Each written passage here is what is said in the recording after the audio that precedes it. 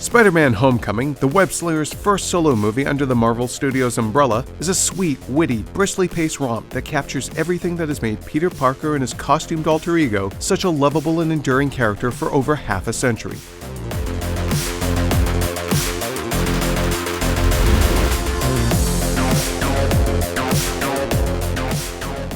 Spider-Man has always grappled with the core dilemma of with great power comes great responsibility.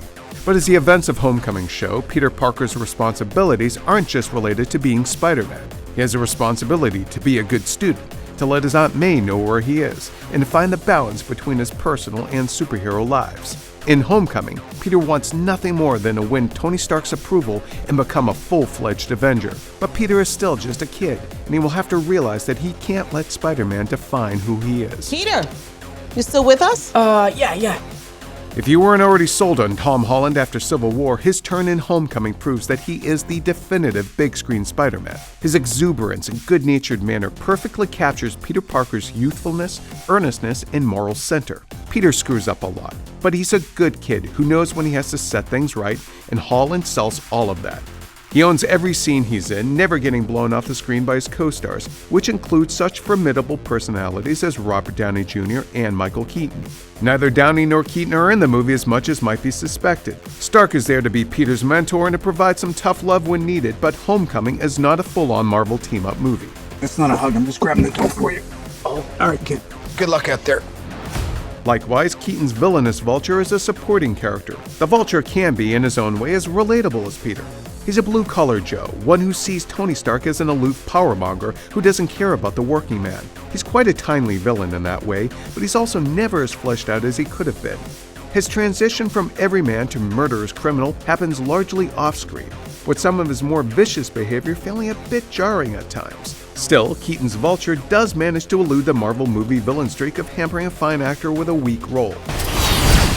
Homecoming does right by its supporting cast of Peter's classmates, with Jacob Batalon the clear standout as Peter's best friend Ned, whose discovery of Peter's secret identity fuels many of the movie's best ongoing gags. Can you spit venom?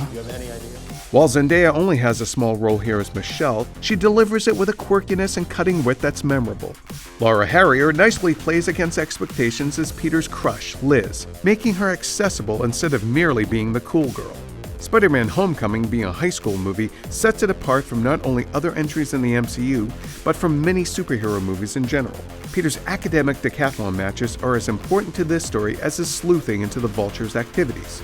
You can't just quit on us, stroll up, and be welcomed back by everyone. Hey, welcome back, Peter! Like Ant-Man, there's no grand plotline here about having to save the world, nor is there any attempt at expanding the MCU. This is a street-level story that showcases why the character is known as the friendly neighborhood Spider-Man.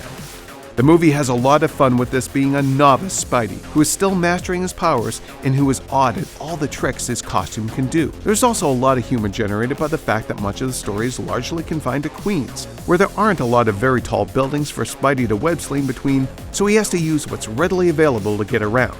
Spider-Man: Homecoming is ultimately stronger as a character-driven coming-of-age comedy than it is as an action film.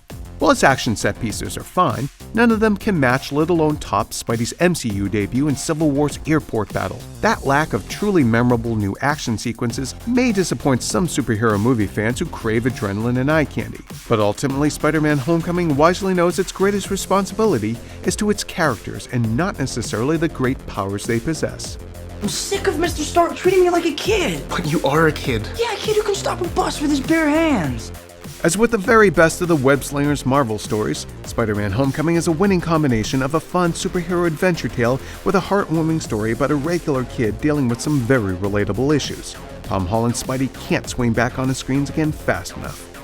For more on the latest movies, be sure to check out our reviews for Despicable Me 3 and War for the Planet of the Apes. And don't forget to like and subscribe to IGN on all your favorite platforms.